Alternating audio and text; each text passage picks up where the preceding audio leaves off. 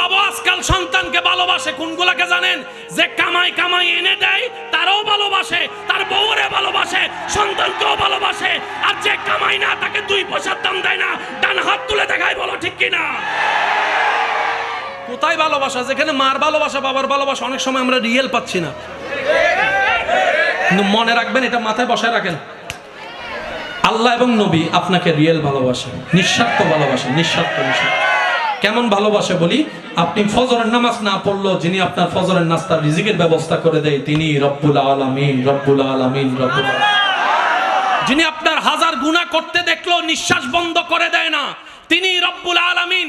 যিনি আপনার খেটে যাওয়ার সময় আপনার পা লুলা করে দেয় না, তিনি রব্বুল আলামিন। শুধু তাই নয়, 1000 গুনাহ করার পরে আপনি যখন সিজদায় পড়ে ভিক্ষা করে বলবেন আল্লাহ যা করেছি মাফ করে দাও, তওবা করি, যিনি রাগ না করে মাফ করে দেয় তিনি রব্বুল আলামিন। এরকম কেউ আর ভালোবাসে নাই, ভালোবাসতে পারবে না। আরেক হচ্ছেন আপনার নবী রহমাতুল্লিল আলাইহি। নবী আঙ্গুল তুলেছেন সান 2 ভাগ। নবীর উম্মত যারা একটু বুঝে বলেন না সুবহানাল্লাহ। নবী আপনার আমার নবী আঙ্গুল তুলেছেন, আল্লাহ আসমানের চাঁদকে 2 ভাগ করে দেখিয়েছেন।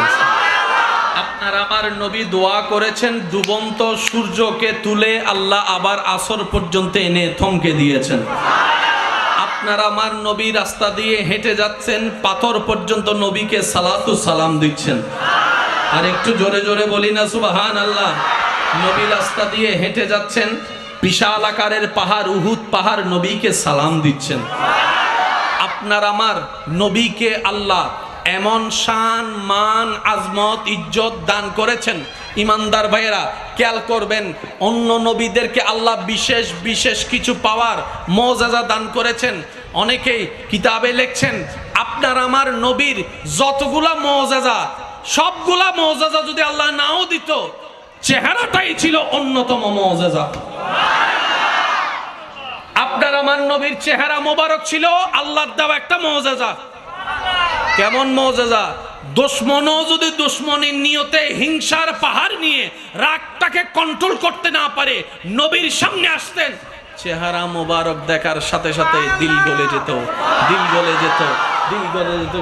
হযরত ওমর ফারুক রাদিয়াল্লাহু তাআলা 39 জন যখন মুসলমান হয়েছেন, নবীকে হত্যা করার জন্য ফারুকে আজম যখন গিয়েছেন, নবীর চেহারা দেখার সাথে সাথে তলোয়ার হাত থেকে পড়ে গিয়েছেন। তখন নবী মুস্কি হেসে বললেন, ওমর আমি তোমার অপেক্ষা করছিলাম, আমি তোমার অপেক্ষা করছিলাম, কারণ সুপ্রিম কোর্ট থেকে রায় এসেছে তুমি কালিমা পড়ে মুসলমান হবা, আমি তোমার অপেক্ষা করছিলাম। ফারুকে আজম বলে, আমি আসছি আপনাকে হত্যা করতে, আপনি আমার নিয়ে দাওয়াত দেওয়ার জন্য বসে আছেন, ব্যাপার কি? তখন নবী বলে যে, ওমর সেটাই হয় যেটা রবের মর্জি হয়, সেটাই হয় যেটা রবের ইচ্ছা হয়। তোমার ইচ্ছা আমাকে হত্যা করা, রবের ইচ্ছা তুমি কালিমা পড়ে সিজদায় নামাজের মধ্যে সিজদা দেওয়া। ফারুকে আজম নবীর চেহারা দেখে মগ্ন হয়ে গিয়েছেন। দূর থেকে শুনেছে ভিন্ন কথা, চেহারা তার ভিন্ন কথা বলে। এবার কালিমা পড়ার পরে ফারুকে আজম শুনতে পেলেন মুসলমানরা গোপনে গোপনে ইবাদতের কাজ করে। ফারুকে আজম বলে, ইয়া রাসূলুল্লাহ, ইসলাম তো সত্য, ইসলাম তো মিথ্যা নয়, কোরআন তো সত্য, কোরআন তো মিথ্যা নয়, আল্লাহ তো সত্য, আল্লাহ তো মিথ্যা নয়, আপনি তো সত্য, আপনি নবী তো মিথ্যা নন, আপনার ধর্ম তো মিথ্যা নন। তাহলে মিথ্যাগুলা যদি বুক ফুলাই মক্কায় চলতে পারে, ইসলাম কেন পারবে না? ইসলাম কেন পারবে না? ইসলাম কেন পারবে না? আজকে থেকে আমি ওমর ফারুক দাঁড়াই গেলাম, কোন বাপের ফুতাছস আমার সামনে দাঁড়া। আজকে থেকে ওপেনলি ইসলামের ইবাদতের কাজ চলবে, আল্লাহর দাওয়াতের কাজ চলবে। সুবহানাল্লাহ, আল্লাহু আকবার, ইয়া রাসূলুল্লাহ।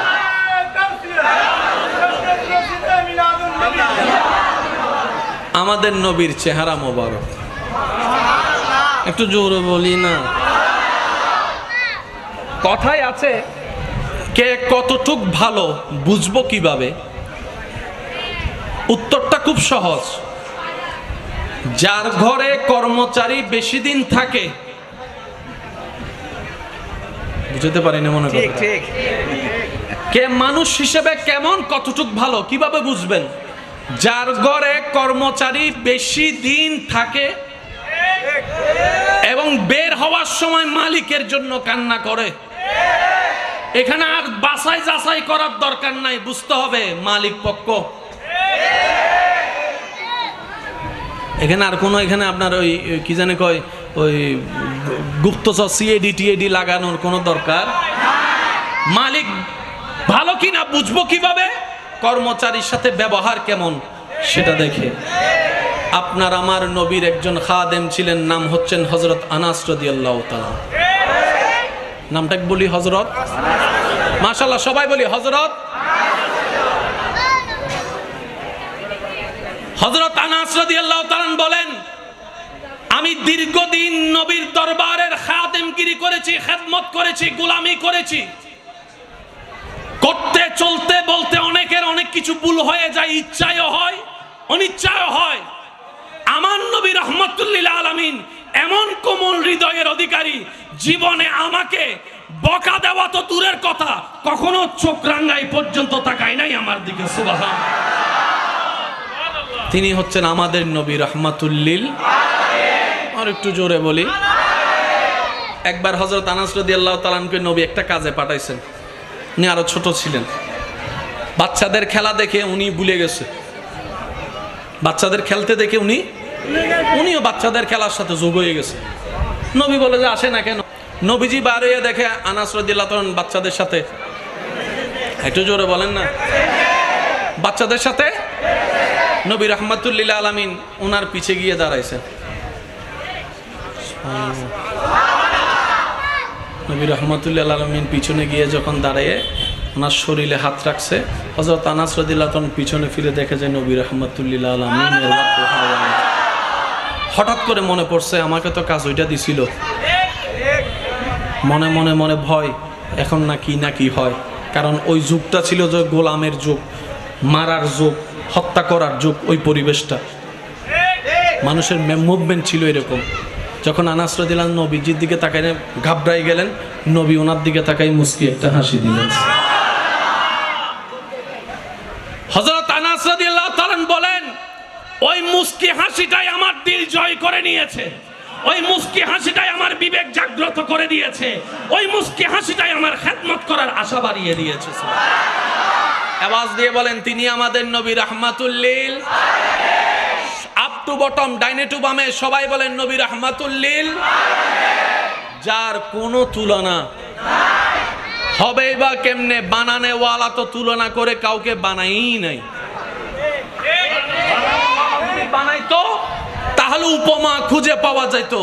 जिसका कोई सानी नहीं वो नबी हमारा है, मुस्तफा की अजमत का हद ही ना किनारा है।